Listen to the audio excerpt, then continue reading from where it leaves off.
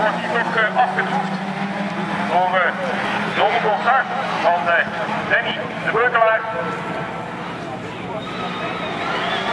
En ze moeten naar beneden in het richtingsnelgang met de Beukelaar aan de leiding. Met de tweede plaats. De hele plaats is er voor Max Brandring, de vierde plaats.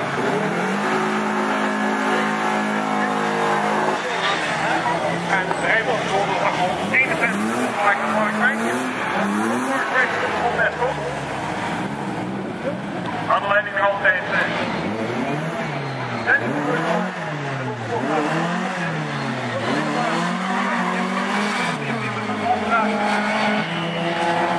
dan komt hier naar beneden achter Brandring, de derde plaats, de vierde plaats is de voorweg.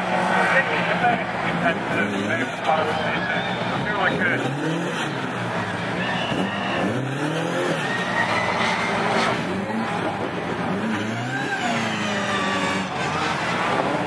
kijken wat we zien.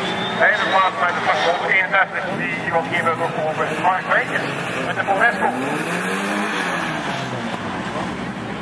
Er komt een 100 op 2, maar altijd de vier leiders. Danny de Beukelaar of Danny de Beukelaar. OTG met overkop staat. Tweede plaats voor 6 OTG met overafstraat. Dan komt daar Arthur Landrink naar beneden. Je hoort door Kenny van der Berg. En Wijntjes, Mark Wijntjes. De vier leiders in deze woord is er altijd door 14 kant. 109 van Danny de Beukelaar. Chef rechts moet die rol. Toch lossen daar. En dan gaan we voor die derde en vierde rijplaats deel krijgen. Aangeboden door Arthur Landrink. Gevolgd door Kenny van der Berg. En het ene met Mark Wijntjes. Laatste ronde voor de ondergrondstart. Dan de Astra. Dat je dus op die tweede plaats. Op die derde plaats Seat Ibiza van Arthur Landrink. Dan 190, dat is Kenny van der Berg met de Ford Sierra. En Mark Wijntjes met de Ford komt die sluitende rij. En de laatste keer met Zuidberg in de voor 12.